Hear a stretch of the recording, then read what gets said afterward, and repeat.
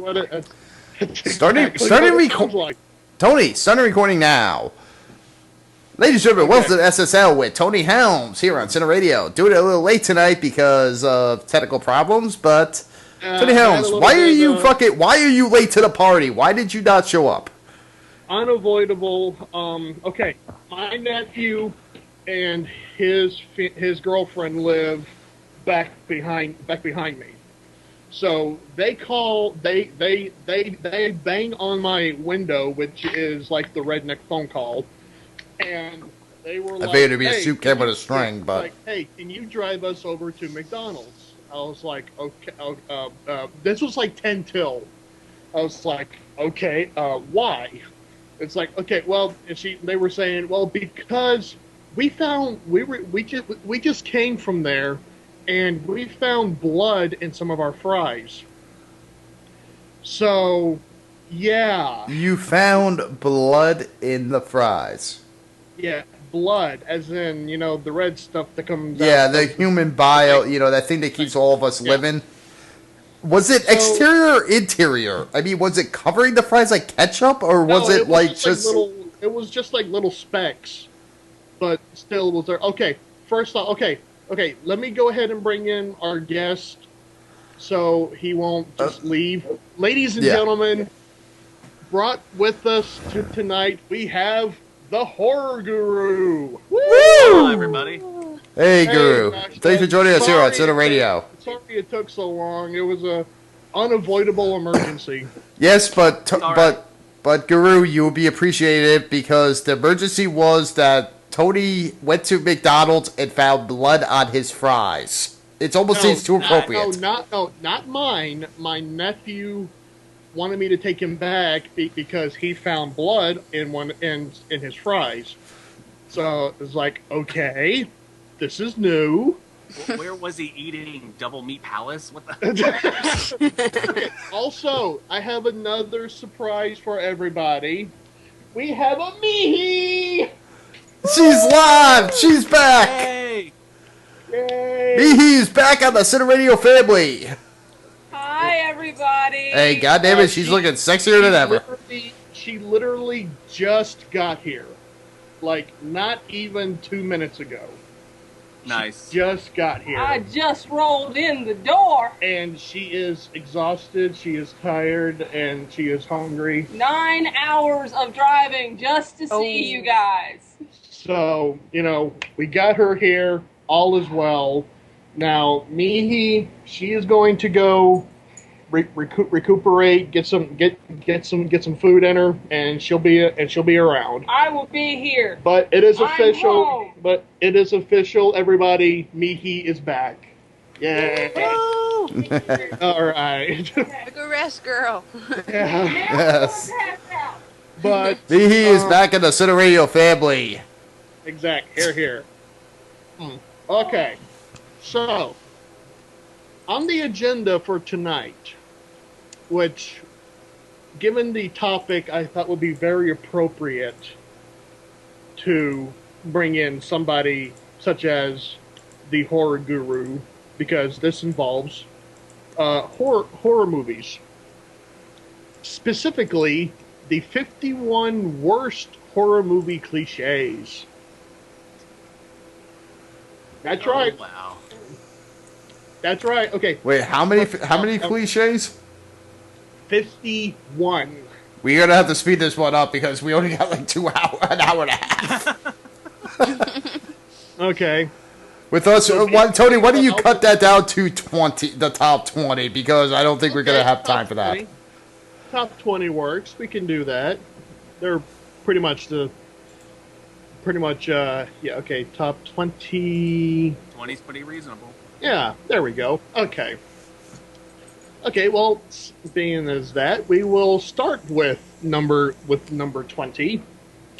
This one is entitled... Okay, first off, can you guys hear me? I mean, I'm not getting any echo or anything. No, you're coming in crystal clear for me. No, you're fine. Excellent. And my head's what's important. Hey. Okay. Yeah, I'm sorry I was missing in action. The dog decided he wanted to go outside and then fuck about with me, so I told him to go fuck himself and came back upstairs. Yes, Okay, we're and doing also for those we're doing that are horror movie watching- cliches, and she's in a strange house, dog sitting, and the dog wanted to magically go outside for a walk. We're lucky she got her back. Also, the reason why Nicola sadly is not here is that she is at a con with Diamanda Hagen. So Nice. Yeah, she's at BroCon. yeah, so But instead of a Nicola, so, we get you a know, we she get a is guru. here. She is here in spirit. So But instead of a Nicola, we get a guru. So let's get this Yeah. thing going. all right, starting with number 20, we have "No One Is Going to Listen." This is very similar to "Parents Just Don't Understand." I hate that song. No matter what is going on or how crazy it looks, neither the police, your parents, or anyone else will believe you. There could be a body ripped to shreds, which was clearly not even a group of teens, which clearly not even a group of teens can do. Yet, you will still be blamed. The old Hitchcock formula. Ah, yes. Yep. He actually was the one who popularized the belief that the scariest thing is not necessarily finding the body, it's no one believing that you found one. Exactly. Okay. which coming in at which is first- also famous because which is also a famous cliche because let's face it, it works on two levels because one, us as an audience, we get more information than the characters do, and it's even more scarier when a character in the film gets some of that information and they try to relay it to other characters in the story, and nobody gives a shit. No, absolutely, absolutely. And sometimes a movie can twist it on its head. Like The Tenant's a pretty good example, where even the audience isn't sure if what they're seeing is real. So, By the way, Joshua, The Tenants, is that Toby Hooper's or? no, not Toby Hooper. That is actually Polanski of all people. By the way, I meant to ask: do you prefer Josh or Joshua? Either works fine. I usually go by Josh though. So Okay. Well, I'm sure either is fine, but I'd rather not call you either because that's a very confusing thing. So. fair enough. Reasonable assertion. Okay. That was a stupid joke. I apologize. Okay. Coming in at number 19. Have they made it clear that this killer is crazy? The grisly / unthinkable acts of violence aren't enough to prove the killer's unstable ways. We have to get the cheesy / tried commentary from the killer before, during, and after each kill. It can be a good thing if done right, but when done wrong, it just makes the killer seem like a poorly thought out stereotype. Okay, You can blame Freddy for this one.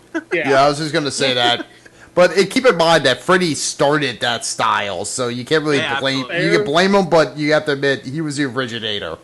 Yeah, and to be fair, Freddy has, in my opinion, some of the best puns. Oh, absolutely. Yeah. He was a lot of fun for that reason. My favorite one, I think it was in Dream Warriors. I'm not entirely sure, when he was grabbed the girl. It was a girl that was dreaming, and she walked up to the TV, and he grabbed her like, "Welcome to prime time, Welcome bitch." to prime time, bitch. Which, if my horror movie trivia is correct, I believe is one of only 3 times that Robert Englund ever ad-libbed a line.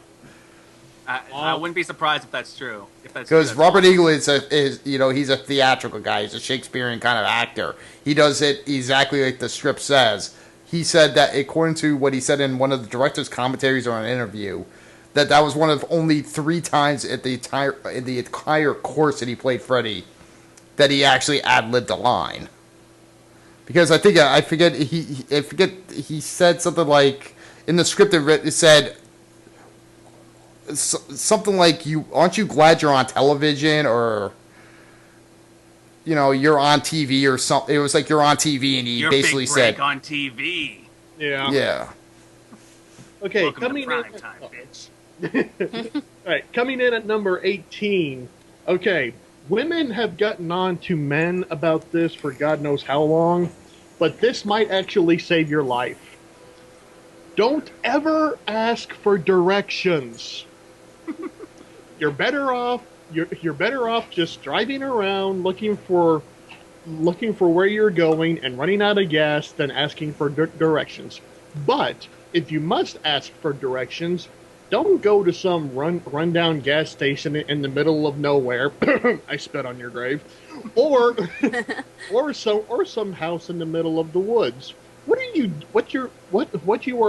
are doing then is not really asking directions, but rather could you demented backwards fellas tell me the best place to where you can hunt us down one by one and brutally murder us? But Tony, Again, Tony, I think I can think of nothing better a better example of this than I spit on your grave. I Spit on Your Grave is a good example of either version of The Hills of Eyes are pretty good examples. Oh yeah. But Tony, this is a cliche that basically modern day technology has made completely null and void. Because let's face it, anybody nowadays who travels has a smartphone, or a GPS in their car, and they get lost and just go, I'm going to 666 Mockingbird Lane, coming from 1313 Death Valley Drive. Okay, just drive straight through the cemetery. We're fine. Yeah, which gave birth to the new cliche of, well, the GPS isn't working for some reason. Which I never understood that. Yeah, it's like so suddenly the fucking satellites have just stopped. Well, obviously Leatherface threw his chainsaw up into the sky. It hit the satellite, came crashing down. He planned this shit out, all right? Yeah, it's like No. The father in Texas Chainsaw is just going, boy, throw that chainsaw into the air, take down that GPS. like, what does your GPS say? I don't have GPS. I have Google Maps. No. Dun, dun, dun. Explains everything. Yeah.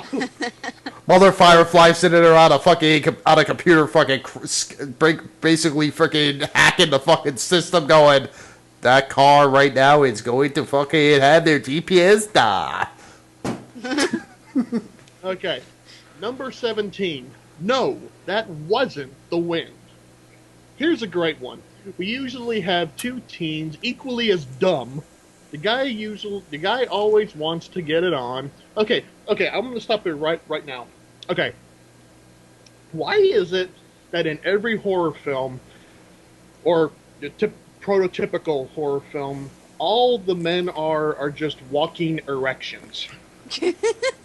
Because they're teenage not men. Every guy is like that. They're teenage men. Chick is just walking tits. Mm-hmm. Okay, fair They're enough. teenage girls. Do I have to explain much more? Okay, guys want to get it on, but just as they're about to, there's a sound. The girl asks, "What's that?" I sound like a horrible woman. Now you figure out the first thing that comes to mind for both is, "Holy shit, that's probably the maniac that was just chasing us with a knife." But no, his response is always, "It's probably just the wind." Sorry, guys, it's never just the wind. Well, when I you just need wanna to say, get I off, can't think of many movies where they do this after the killer has revealed himself. Usually, this is one of the first kills. There is not a level of dumb that exists yet. No, but you see, Tony, you're putting in a fact that the audience has information that characters in the film doesn't have. And more importantly, when a guy needs to get off, he needs to get off. It doesn't matter if there's a guy with a hatchet behind his head; he's still going to try. I mean, I'm not saying the guy can't. I'm not saying a guy can't get off, but wait till the guy's dead first. That way you can just come on his face or something. Then we're going to a whole other genre of horror. We're going to a whole other genre of horror if we go just there. say it. It's not pretty, but I mean, it does the job. That's what she said. Anyway. Congratulations, you just created Necromantic 4. Yes. All right. Let's see. Number 16. Uh-oh, teenagers are bumping uglies. Watch out, viewers. Two hormonally charged teenagers are about to drop trowel and have a roll in the hay. First off, who the fuck says roll in the hay? Anyone who saw After Young 19 Frankenstein. after 1956, who says roll in the hay? Like I said, anyone who saw Young Frankenstein, roll into hay. Oh yeah, roll it. Roll in the hay. Fight on the rich. Um, one can be sure that a grisly death is on the way when they finish, or in some cases while they're going at it. Ew. Just Friday ew. 13th, Jason Goes to Hell is a good example of that one. Yeah, yeah. See, that's the thing. This is why I don't like Jason. He doesn't even have the courtesy to let them achieve orgasm first. I mean, Got a good point. If you know you're gonna die. Well, he died when he was 8 years old. He's never going to achieve an orgasm. He's not going to let you either. Well, it's the difference between Jason and Freddy. You know, Jason despises sex. Freddy wants to rape everybody. That's just how it goes. Potato. Okay, number 15. Well, I guess we'll just blow him up. It will always take these geniuses many failed attempts at trying to shoot the monster and use every other method of death before they realize, why not just get the military involved and either blow him up, burn him, or freeze him? All right. Yet again, we're going back to Friday the 13th. I will say, because that worked so well with Jason. I was about to say, when has getting the military involved ever actually made the situation better in a horror movie?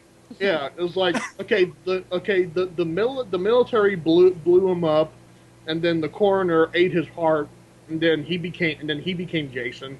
The fucking National Guard showed up in Hatchet, blew up Hatchet, Victor Crowley. Victor Crowley just forms back again the next day. That's the way horror movies roll. Because the plot says so. That's Alex's fucking writing. Or Return of the Living Dead. Military just bombs the town and everyone's dead. It's like, House of the Dead 2. Let's not be bringing Uber Bowl logic into this, all right? It's going to be confusing enough. No. This is what... Okay, House of the Dead 2, a woman who died in House of the military chick, and House of the Dead 2 blew up with the house. In House of the Dead 2, she was back but has no legs. I believe it. I just Yet again, let's not be bringing Uber Bowl freaking logic into this scenario. It's like Dr. Loomis between Halloween 2 and Halloween 4. Okay. Yeah, good point. Coming in at number 14. Okay, he's dead. This is when our hero has finally managed to knock down the bad guy after having his friends killed and almost being killed himself. It seems that knocking the bad guy down is a victory, rather than bashing his brains in to ensure death. He will turn the other way and walk away or start running, just asking for the chase process to begin again. It's a good point, but a lot of modern horror movies have actually been trying to go against this trope by having the killers just unstoppable. Yeah. Like I said, like the Hatchet sequels. They cut Victor Crowley in half. He's back the next day. That's just... It's like, why? Magic. Yeah. That's just, no. But yeah, I really can't pinpoint a specific example of this other than, like, honestly, the only one that I really think of is the chicken fight in Family Guy. Well, the chicken fight in Family Guy is like the best thing ever. So no doubt. I mean, I don't know if that really counts, but you know, it's a giant fucking chicken. I mean, well, I mean, for every time, you know, the person doesn't actually like kill the killer when he should. There's like a Friday the 13th 4 where fucking Corey Feldman just goes apeshit on his ass. Yeah, there is that. Yeah. Okay, coming in at number 13, The Crazy Scientist. Of course, don't you know anything about science? That's a horrible German accent. No matter how many, no matter, and I'm German too, and that's just sad. No matter how many of his friends or people around him have seen the mutant slash monster brutally murder, he will still insist we must capture it alive to study it. Bullshit. Right? Yes, we In must. all fairness, We must. it's a, We must. I would do it only to test how badly the revolver fucks his brains up when you shoot it at close range. Think well, think of the plot to Beethoven, only with Hatchet. well. In all fairness, it makes sense from a scientific point of view, though. We need Yeah, this it is the kinda one of a does. kind creation. It's a one of a kind phenomenon. We need to study Even it. even scientists can be complete fucking morons. No, they're Well, not being morons. They just want to further the study. They're interested. They want to know how this got created. Because let's face it, most mad scientists do not keep good records. This trope could also be expanded to every time there's a military personnel in the movie who wants to use the creature or whatever it is as a weapon. yeah. Like, Same- I would well, use this for a weapon. It's a coffee machine. Well, Guru, that's actually a good point because basically that became the modern day. Let's study Yeah. it for science. Like the military wants it. They know they can create a weapon out of this creation. That's the modern day Absolutely. telling of it. It's like, we have no idea what this is, but let's turn it into a weapon. Okay. Well, if it could kill 20 fucking civilians, I think we could put it in the fucking war in Iraq and it could take out a couple fucking terrorists. Yeah.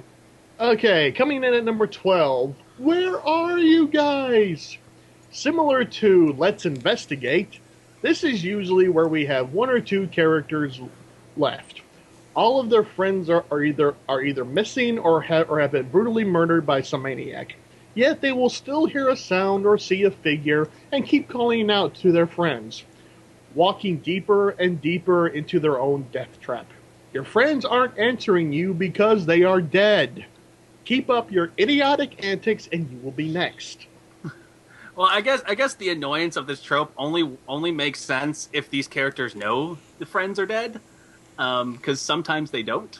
Yeah, Sometimes they do. it comes up to what I keep saying. It's like the viewers have information that the characters in the story don't have. Absolutely. Like, Because if the characters know Timmy they're doesn't dead, know then- Jill. Timmy doesn't know his girlfriend Jill just got slaughtered. But if he sees her head sitting on a post, he thinks it's her because he doesn't know she's already dead. He's just looking for her and sees her. As with all tropes, it's all about how you use them. No tropes are bad by default. Okay, okay. This number 11 does not specifically relate to just horror movies. In fact, we had a very recent example of this in a quote-unquote blockbuster. Bombs cannot kill the main hero slash main character.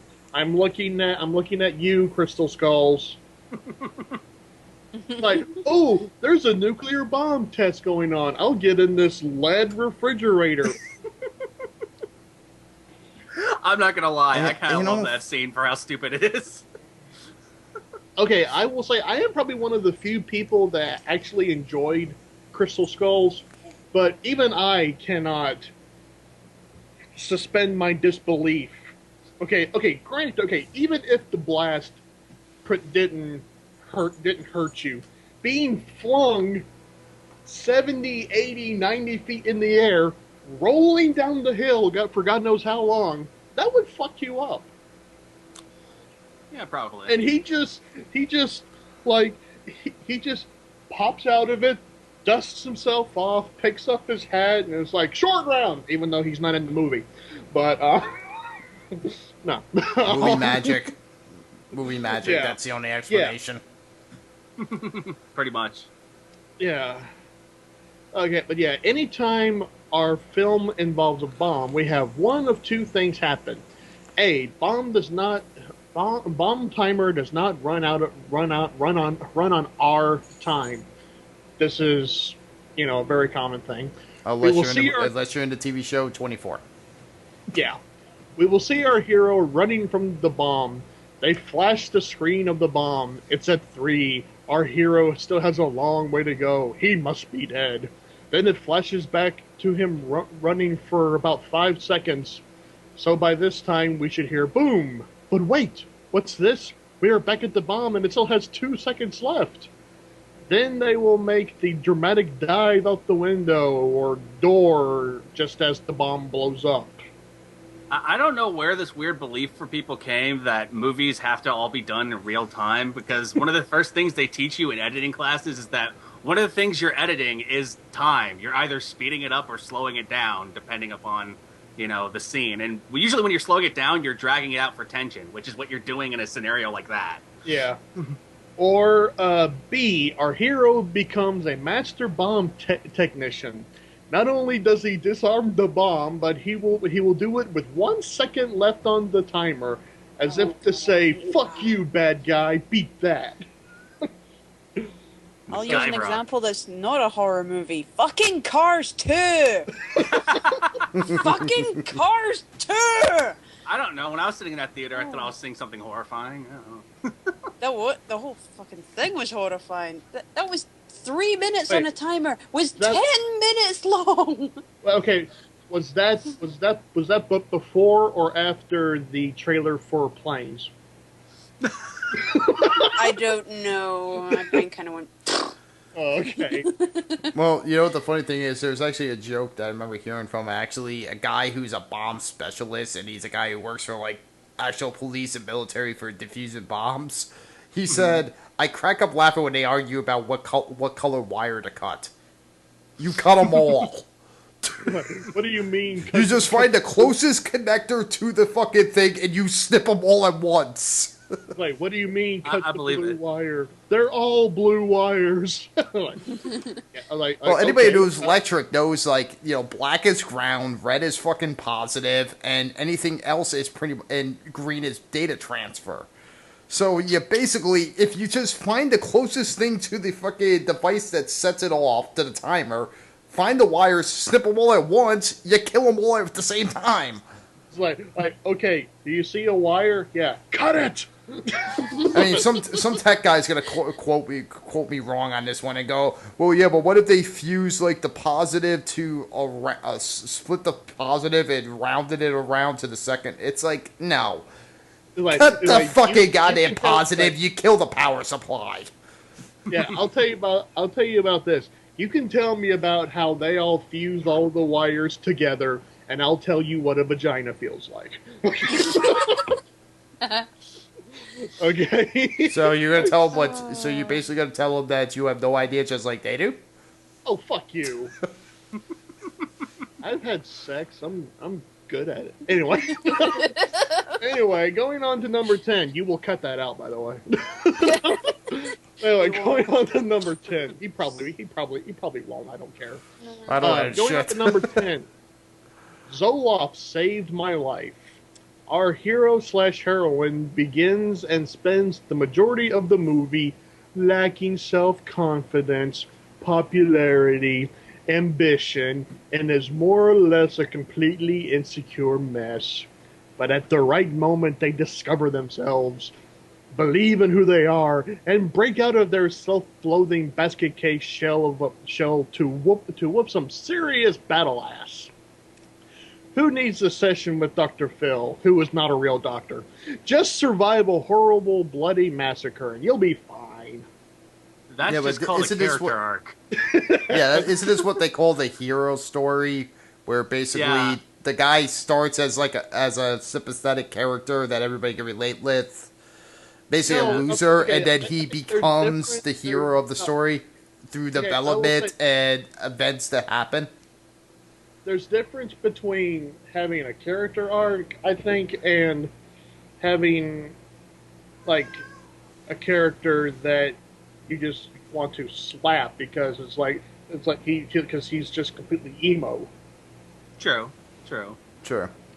Like, Though usually in horror movies, the character they're describing is usually a woman.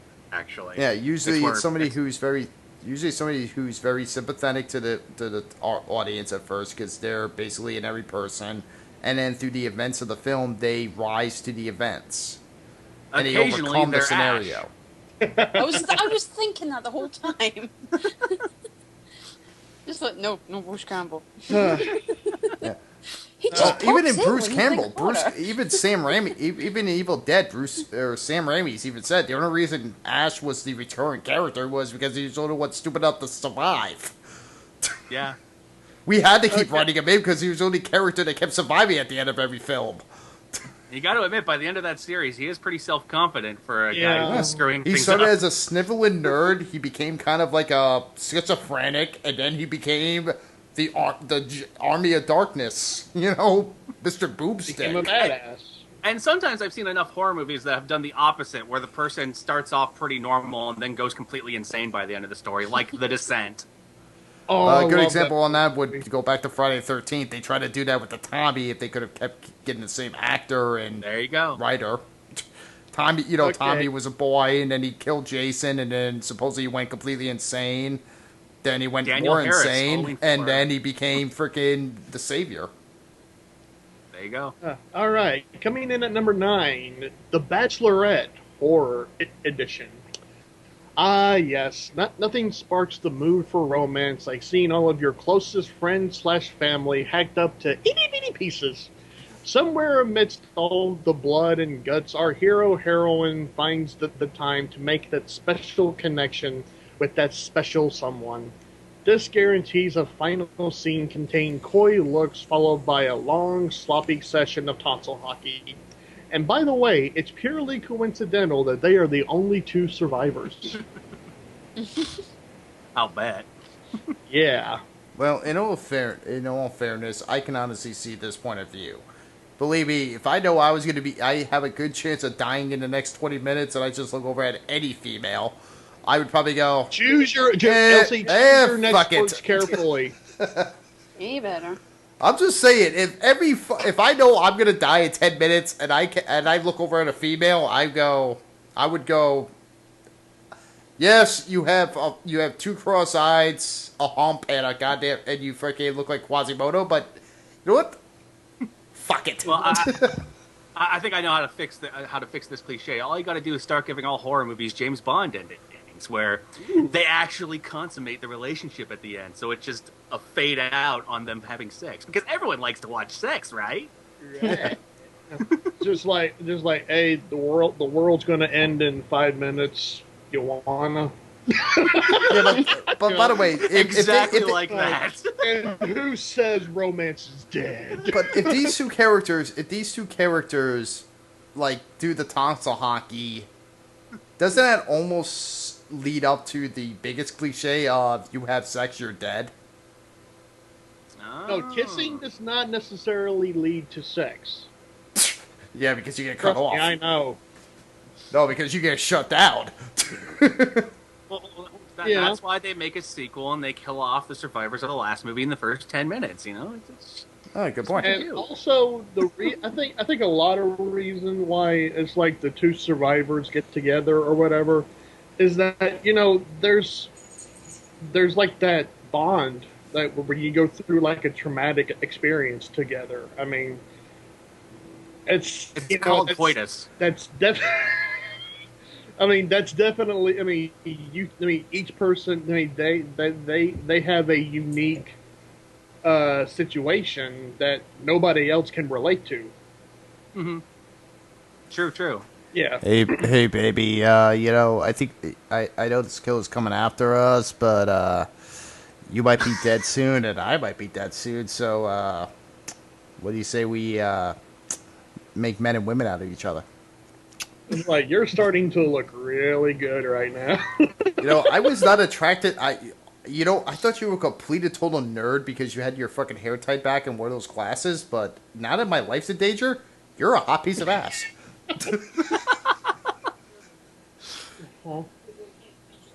You look like that girl in that film that I can't talk about because of fucking royalty, because of copyright. you Remind me of the Babe. Anyway, coming in at number 8. Hey, I didn't know MacGyver was in this flick. Our heroine has exhibited nothing but Paris Hilton level of intelligence throughout the entire movie. Okay, that is an insult to, well, nobody. Hey, it might actually be true if we're talking about House of Wax. All right. Oh, I will watch that. Oh. I will watch Oh. that movie just to watch her die. Very I true. will- And that's the only reason anybody watched that film. Yeah. Yeah. Let's see. The one. Unless you're a Jared Padalecki fan. Yeah. The one. Or Once Paris she's Hilton. the only. The one she's the only survivor left. She discovers the brains to build an incredibly clever, ingenious, and lethal trap/weapon out of nothing but a rubber band, shoelace, and a half-eaten hamburger. You go on with your bad self, Richard Dean Anderson. That's what it said. I did not make that. You can actually blame Wes Craven for this trope because he was the one who had the fascination with the last act trap scenario. Okay. By the way, Yeah, speaking it of, started with Last House on the Left, and then it moved up. It moved through Hills Have Eyes, and then moved again to Nightmare on Elm Street. Absolutely. Speaking of Wes Craven, okay, Josh, I'm gonna ask you not to answer because you would probably know this. Okay, I'm gonna ask Elsie and Susie. Before he got into making movies, what did Wes Craven originally want to be? What did he want to be, or what did he do? What was he in training to be? Well, I can give a couple scenarios on this. One, I know before he officially started doing before he did Last House on the Left, he was basically a film editor for porno, and prior to that, I believe he was studying to be a school teacher. No, neither one. He was studying to be a priest. Oh. I did not know that one. I do know he was basically a porn he editor never- and was a school teacher. And he never watched television. Oh. Well, those That's are two why things he I was didn't so know. innovative. His mind was never corrupted. I knew he came from a severely Catholic home. I didn't know that he was studying to be a priest. And let's That see. must make some awkward Thanksgiving dinners. And Friday the 13th was made solely to fund a soccer movie. Yeah. Yeah, Sean wanted to Cunningham was make- basically they- trying to do like these kid-friendly films, and he needed to get Yeah, funding, they and he wanted went, to make- "What was hot?" He went, "What was hot?" And he talks to his friend, he goes, "What's hot right now?" And they go, "Well, this Halloween film." He goes, "Let's rip it off." Let's pick a date. Put Yeah, a poster in the movie in the newspaper before having a plot. Yeah. True story. Okay, but anyway, coming in at number 7, I'm going to run over here. The baddie makes his presence and intentions known, and the would-be victim makes a run for his life. 5 feet away is a car. 20 feet away is a house. A quarter mile away is a dark, menacing forest. The choice? The forest, of course. Run, rabbit, run! Well, don't okay. you remember Behind the Mask? The forest is the womb. I It's return to nature. love that movie. It was so good. It's for the rebirth Yeah. or death, as the case may be. Yeah, but also in cliche theory, usually they go to the car first. The car doesn't start. They go to the house. The Car killers are in the never house, starts. and then they go to the woods, or Well, they go let's to face the it, woods if they- and then. Yeah. Go ahead. But the car never fucking starts. Never. If they paid attention and noticed the fucking butcher knife shoved into the fucking radiator, they would know that. They could leave the car running the entire time. As soon as Jason or Freddy or Uber Jason, Jesus Christ, as soon as one of them came out, they get in the car. It would suddenly just cut off, and never be able to, and never cut back on ever again. Well, don't you know, if you're a slasher killer, one of the first things you do is you cut the power, you cut the phone lines, and you cut the transmission. Like you do. Yeah, Like but you in do. all fairness, this is also coming down to the fact of people having inside information that the characters don't know. human reaction. If you're in a house, you know your life's in danger. What's the first thing you're going to do? You're going to flee the house and jump into transportation, the vehicle. Mm-hmm. Yeah. Very true. Very true. And plus, let's face it, like in the scenario that person gives, if they ran into the house, when has running into the house ever worked? Excuse me, I'm trying to mess with the dog over here. Hang on. There we go. Aw, doggy. It's just Chloe. Meet his little doggy. But Josh, you're right. You're right. I mean, anytime a horror movie character runs into a house, you know it's going to be a bad scenario. But yet again, it goes down to the human factor. It goes down to the human factor. You're running. Say I'm running through the woods. Say you're running through the woods. You know somebody's chasing you, or some kind of inevitable dangers are following you. What's the first thing you look for? Shelter. It doesn't matter if it looks like a rundown farmhouse. You're still going to find the first sign of shelter. You're running to it because instinctively, that's what you're going to fucking look for.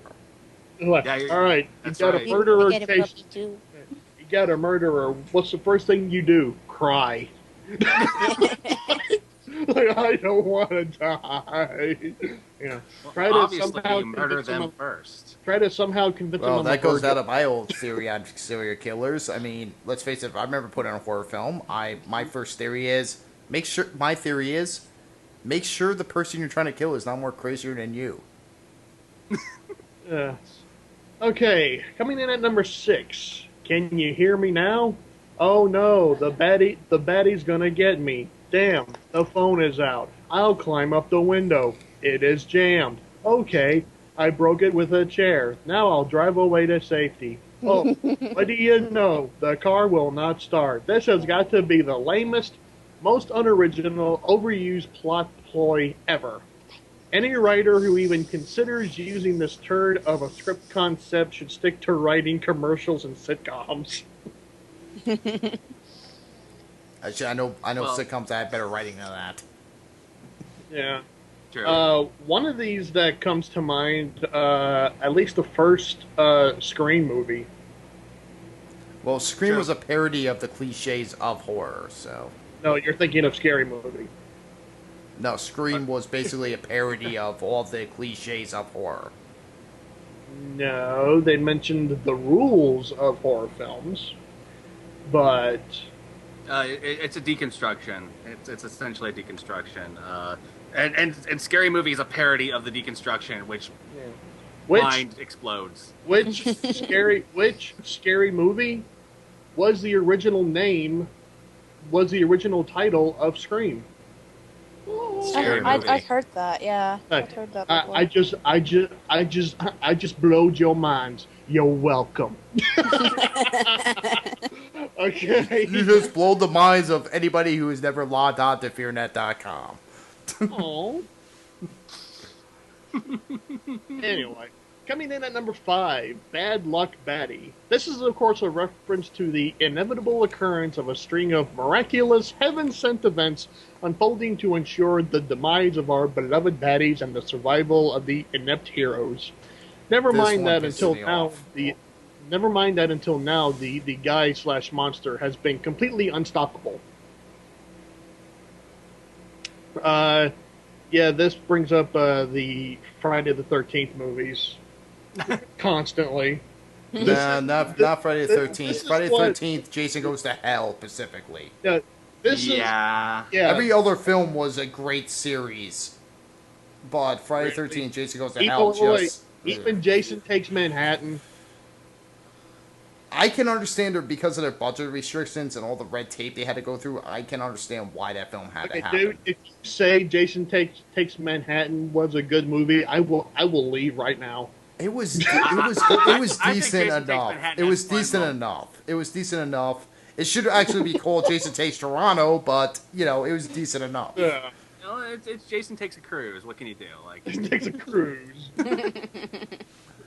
But Jason Goes to Hell is pretty much the equivalent of that, because what happens? A mystical dagger is the thing that can take him out, and then he's sucked down through hell through the powers of fucking light. I mean, you couldn't do a puzzle box because fucking Hellraiser had a copyright on it. It's okay. It's Let's okay. see, Freddy sprung him out. You know, Now, it see, worked I out. like Yeah. Jason Takes Manhattan for one reason. You don't see it, but Jason takes off his hockey mask to a Oh group of God, punks, and it freaks them the fuck out. that I is the love it. most un-Jason thing ever. It's funny though. It's funny, but it's the most un-Jason thing ever. Why would he just go? I like the scene where Jason throws Jason through the table. Yeah. Oh, you're thinking There's a of scene Freddy vs. Jason, where or Jason Goes to Hell. no, in Jason Takes Manhattan, the Jason who played Jason in Freddy vs. Jason plays the bartender. And a lot of No, the Jason- diner chef. Yeah, the diner chef, and he like throws him over the counter or whatever. And But I like- that scene actually gives me the greatest quote ever. Is when what's her name comes running in, screaming into the diner. She goes, she's trying to get help. Everyone's just not paying attention. Nobody gives a shit. She goes, "Listen, there's a homicidal maniac trying to kill me," and the waitress just goes, "Welcome to New York." And just goes on her business. It's like, that is the most New York fucking reaction ever. That is true to New Yorkers. You can come in screaming that somebody's trying to kill you to just go in, and your problem? it almost makes you. It's like, wish listen, the movie unless was you're just fucking 2 hours ordering a of that. fucking goddamn coffee and a fucking goddamn egg sandwich, get the fuck out. But yeah, didn't Kane Hodder play Jason in Jason Takes Manhattan? Yeah, Yes. Kane Potter played it up to Freddy vs. Jason, which is why Yeah. that No, wait, director no, needs no, to be he- hung. no, I believe he did not play it, but he was the stunt coordinator for Freddy vs. Jason. Yeah, he wasn't in Freddy vs. Jason. I forget the name of the guy, but they No, they recast him for Freddy vs. Jason because Ronnie Yu, the director, wanted someone who towered over Robert Englund. Yeah, so they and got some that's guy why who was you 6'10". did. That's why you. See now, Josh, I'm glad you said, because if you hadn't said that, this would have incited like an hour-long argument with me and LC. No, It would've because I been know like- this it would've stuff. been I am like- a it would've Friday been- 13th fanatic. I know this. It would have This been. is Well, why obviously, Wu- you don't. I I'm never just said saying. nothing. I didn't comment. Dude, I'm just. I was sorry. I was reading something else. But Wu, this is why Wu was not. Contrary to what Robert Englund said in the fucking Freddy vs. Jason freaking commentary and interviews, Wu was not the right director. Because if I remember the story correctly, I guess Kane Hodder walked into the room to do like a little pre-production interview, and Wu just looked at him and went, "You're not Jason. You're too small. Get the fuck out." Jesus. And basically, it's like, and then he's like, "No, he's not Jason. He's too short. He's not husky enough. Jason's tall and he's big. You know, we need." It's like, that's why this guy should fucking be banned from ever filming in America ever again. Isn't he the? I same actually person- really love Freddy vs. Jason, so I disagree. Isn't- but- I liked what it was, but I don't like how it could have been made so much better. If they had a director who actually understood what they were doing, it would have been so much better. Actually, I think Patrick Alexander just got the guy's name right. Ken Kersinger. LC, I just want to clarify. I didn't mean to piss you off or anything. I'm just saying that in the past you and I have gotten into heated discussions about things. I mean, I didn't. Well, mean you're to talking get- about Freddy vs. Jason, which is a very hot topic issue for me. So I'm sorry. The fact that I did not get to see Kane Hodder and I had to wait several films to finally see Robert Englund and fucking Kane Hodder fucking finally fight it out. Pisses me Yeah. off. But, And I okay, don't even get to see Kane Hodder and fucking goddamn Robert Englund kill each other in Hatchet. But technically, he was there. He was the stunt coordinator. So No, he basically was there the guy. just- That was a fancy title they gave him just to fucking say thank you for your troubles. He basically Hey. trained the actor on how to actually play Jason. You know what? The man got paid either way. That's like saying Wes Craven was. That's like saying Wes Craven was a script consultant on Part 3. Oh Lord. Lord. Anyway, on to number 4. Let's investigate. What was that strange sound in the night? I have an idea. Let's go stumble around in the dark and check it out. I suppose it could be a serial killer or a maniacal slasher or even a bloodthirsty mutant beast. But I'll bring this flashlight. That'll scare him away. I can't comment on this one because I've done this. I've been alone at home at night and I hear something in the other room and I grab a flashlight and I walk down the halls and I'm just like, if I was in a horror movie, I'd be fucked. But I've done it. It happens, you know? You hear It's something human outside. instinct. It's human instinct. You hear something, you need to know what it is. Exactly. And you don't expect it to actually be a killer. Let's be real. And again, I've actually said this. I've actually said this famous line. I've actually said this before. Like, I've been in dark houses and had hear something, and I would walk around investigating, and I would actually say this out loud. I go, just remember, if you're gonna kill somebody, try to kill somebody less crazy than you. It's like, Nice. okay. As I'm picking up a baseball bat or some other kind of random weapon I got laying around, I was like, Okay. yeah, come on, baby, bring it. It's like, I might die, but guess what? I'm gonna make sure you feel it the next day. Okay, I will say this unabashedly. I care not. I'm 32 years old. I'm scared of the dark. I still So am. am I. Well, yeah, but you're okay. I'm not going to say that because I don't want the What? I don't want the feminists on me. It's like Oh, I'm a I'm girl, I know. that was what I was. Wait. Are you saying Tony is not a girl? Because I've been lied to this whole time. Well, the moobs kind of, it's hard to tell sometimes. I don't know. That's why he's not allowed in New York. No, he's I'm not fine. allowed. No, I keep I'm not explaining allowed this. I keep explaining this. He's fine in New York. We don't give a shit. No, I'm not allowed in New York because Moobs are illegal. I'm not allowed in New York because LC Because knows of the incident I'll- with the fucking, you're not allowed in New York because that incident with the fucking Statue of Liberty. Hey, she was legal. She knew what she was getting into. I mean, I'm just saying. But the real reason that LC that I'm not allowed back in New York is because LC knows I'll wear my I Love New York t-shirt, and that's just putting a target on me to say please mug me. Oh, yeah. It's true. Yeah. You wear anything in New York other than a Yankee or a Mets jersey or Giants jersey or Jets jersey, you're pretty much asking yourself to get mugged. So yeah, okay. Let's see who all has said this. LC has said this. Mikey has said this. Screaming Mantis, bless her heart, she has openly said this. She said that if I wore I Love New York t-shirt to New York, she would kick my ass, and she would do it, and I would probably like it anyway. No, you cannot film it. No. Okay. Guru, welcome to Center Radio. My kind of place. Coming in at number 3, we have Arai Batty. Our beloved Batty has just had a bridge collapse on him. Oh, Super Shredder. It looks like everything is going to finally be okay. But wait, a close-up of the rubble reveals an eye opening, a hand rising, or even a weapon thrusting from the ashes. Way to let us in on the upcoming sequel. Finally, another on the upcoming secret. Surprise!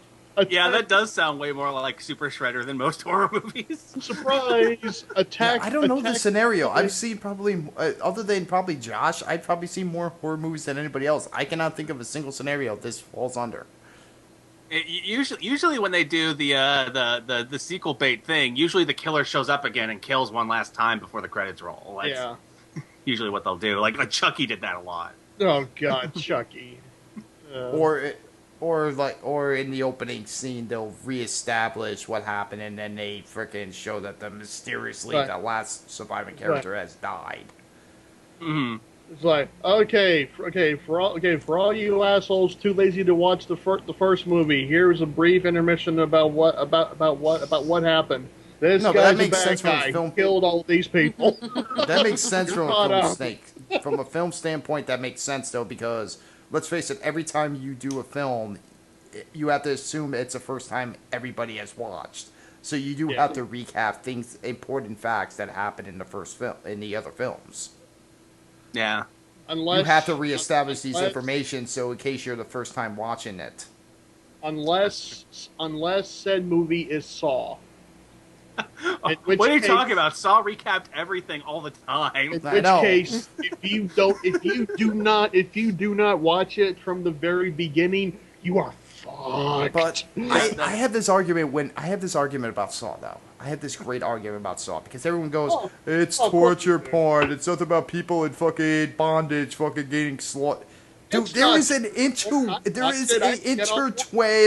intertwined, epic fucking storyline in Saw, from first film to fucking fifth film, or sorry, what's it, sixth or seventh Six. film. All the Saw films interlock with each other. No, this is very true. It's It's thing I good. like about that It's good series. rewriting. I'm not gonna say they had that original plan when they made that little pilot back in the No, '90s, no. but it was Saw is definitely a series well built written. entirely on retconning. And I will say this: it is not torture porn. I watched all those movies back to back. I didn't get off once, so I don't know where they're getting this torture porn label from. It's I'm sorry. it's torture porn comes from a long litany of terms used to try to degrade the genre. For example, Also, back when John Carpenter's The Thing remake came out, he was accused of being a pornographer of violence because of the graphic content within that movie. The movie has since gone on to become a classic, and no one remembers that. No one does. But he was. I'm just hoping that some of the good movies that were falling under the torture porn label, like The Martyrs and stuff, will stand the test of time, and the label just goes away because it's irritating. Now, okay. I will say this: would you still apply that same label to the Hostel franchise? Well, the Hostel franchise is definitely torture movies. Okay, then. I mean, was like gonna the say- Saw franchise are torture movies. The Martyrs is, a Serbian film is. They're all torture movies. I just hate the porn suffix. No, but the thing about Because, it, I hate because how there's people- actual horror porn out there. It actually Really? exists.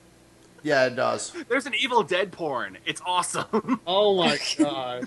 No, I've Well, I seen can horror. tell you I've seen right- horror. I can I've seen tell you horror right- porn. I've actually seen can horror tell you porn, right and now- it usually equips of a guy with a prosthetic. Anybody who knows Poltergeist and you know that giant penis creature that attacks the girl at the end, that's Yeah. basically the guy's fucking Johnson, basically ripping the girl apart, and basically a lot of blood spread. I've seen it. I can tell you about the Evil Dead porn. Unless Bruce Campbell's in it, Susie will not be watching it. Damn straight. Actually, I believe in the Evil Dead. I believe in the Evil Dead porn. The wannabe Bruce Campbell is actually chin bagging the girl.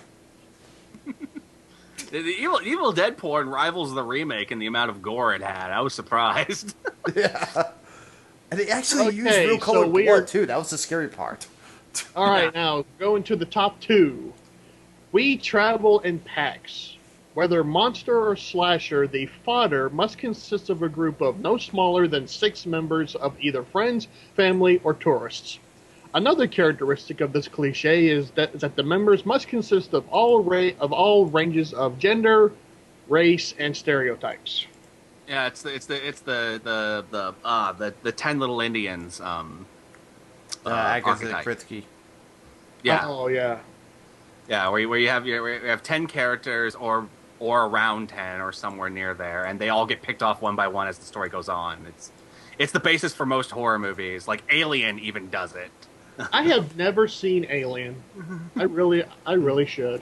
You should change that, sir. I should. Yeah, I was gonna say you need to watch none of them or just the original. None of them. Get the fuck out of my show! But I only have one more. Can I at least finish? That's what she said. Fine. Sorry. No, but Josh, when you talk about the 10 Little Indians theory, if you really think about it, and you date back freaking horror films, or at least a slasher film. Yeah.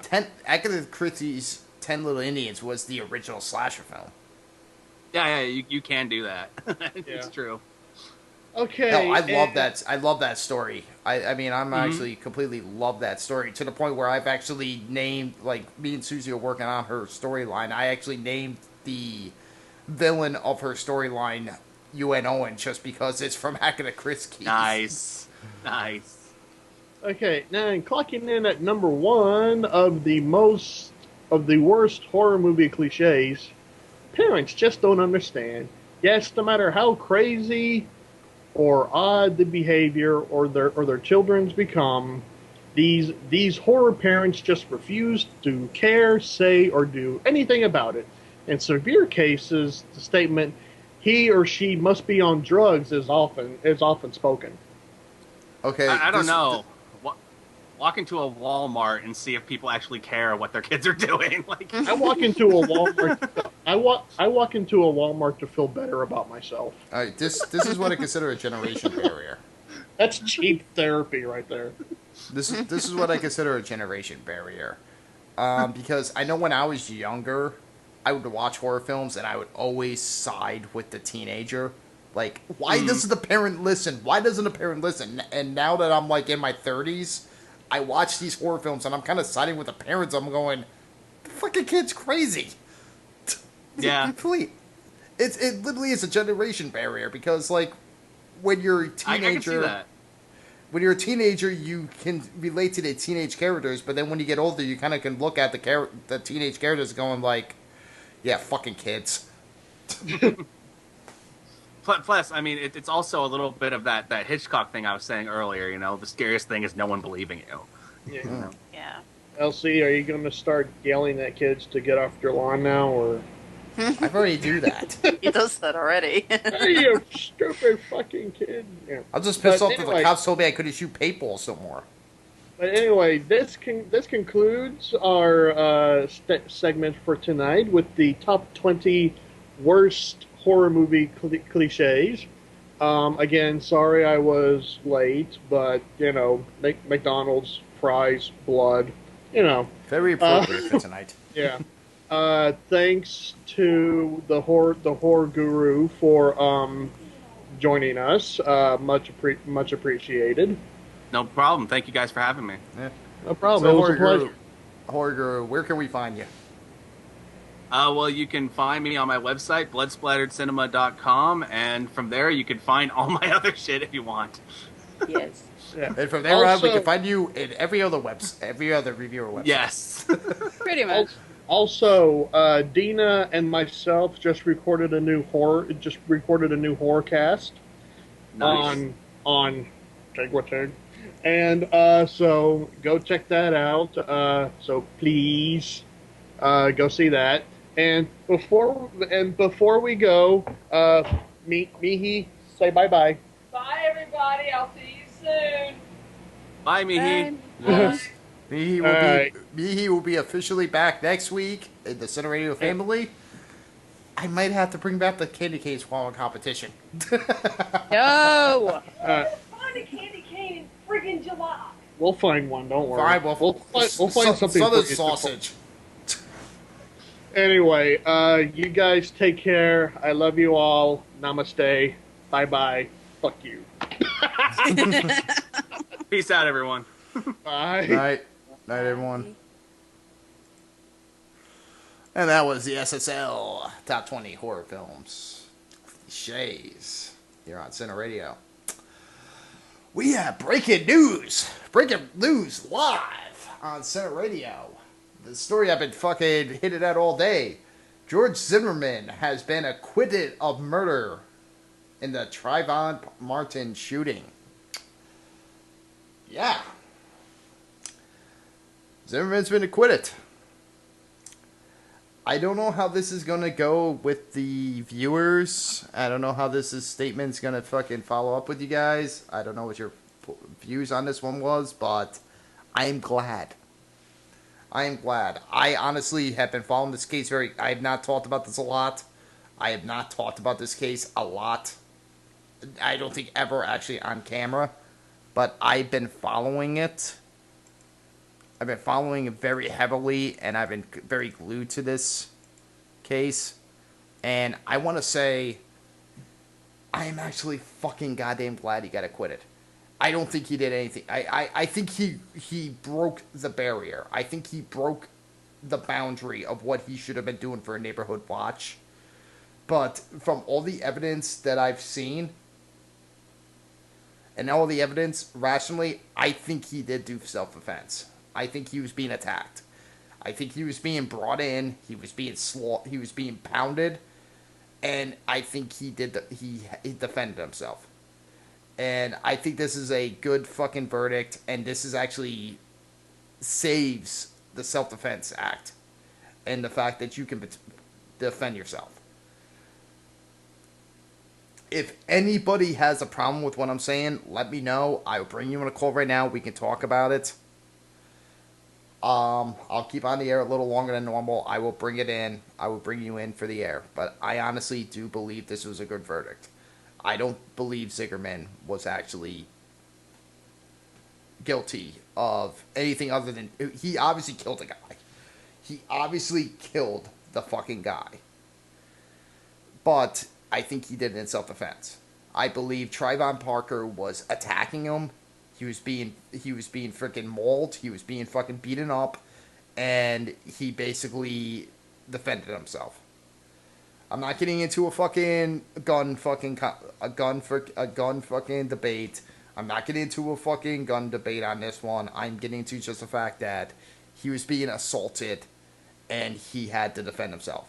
He was working a neighborhood watch.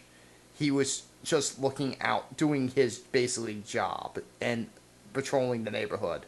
And when he approached somebody he didn't recognize, he got assaulted and he had to defend himself. Yet again, if anybody wants to fucking debate me on this or fucking talk about your own fucking opinions, feel free to contact me on Skype. I will gladly bring you in. But I know it's not fucking gonna be popular, but I actually fucking stand behind this decision. And I'm happy about this decision. I think the guy truly was just defending himself. I believe he was just doing his neighborhood watch duty, walking through his neighborhood, saw somebody he didn't recognize, approached him, tried to find out. I know the thing with the fucking 911 call and everything, but I think he approached Trayvon and basically tried to see what the hell he was doing there, and then Trayvon attacked him. That's my personal opinion. Yet again, if anybody wants to come on a call and fucking talk about this, I'm more than happy to. But I figured this is very appropriate. Little Bobby Fuller, I put the wall. Dedicated to Zimmerman. Yet again, I am saying I know it's not fucking popular belief. I know it's not popular belief, but I do believe the guy fucking just was defending himself. I worked as a security guard for a while. I've worked as a fucking bouncer for a while. I know what it's like to have a job that you had to defend a territory, an area, and then have somebody like attack you because you freaking were just trying to do your job. That's why I'm supporting them. I think this is a good verdict. I am sorry that you guys don't like it. If literally, I would love to have a debate with anybody who disagrees. Anybody who wants to come on Skype call, I am fully open for a fucking goddamn freaking debate with. But I truly, truly do believe Zimmerman was fucking innocent. He was working neighborhood watch. He basically approached a guy who was freaking looked suspicious. He got attacked. He was in fear for his life, and he freaking had to take necessary violence. Yet again, like I said, I've worked as a fucking security guard for years. I worked as a bouncer for years. I've had times when I fucking had to approach people on what I considered a very routine freaking just say calm it down scenario, and basically was tackled or fucking punched or fucking kicked or freaking could see a guy going reaching for something. That's my own personal experience, not what happened in the court case. But I do fucking truly believe Zimmerman was fucking innocent. I really do believe Zimmerman was innocent. I think he was just defending. Now, what I consider the most scariest part about this whole court case is the aftermath. What's going to happen in Florida? Because there's already been people standing out front of that, a large number of people standing out front of that fucking courthouse protesting. Those idiots and those people protesting are going to frickin' get furious as soon as once they heard the verdict. How far will they go? Let's face it, we know it's Florida. We see every week what one of these idiots can do property damage wise. Now imagine 100 or so of them all fucking working in sync. Tell me that's not a scary fucking concept. Tell me that ain't the scariest fucking goddamn concept.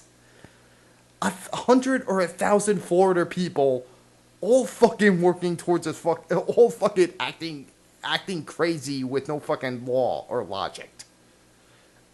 That is truly the most scariest part.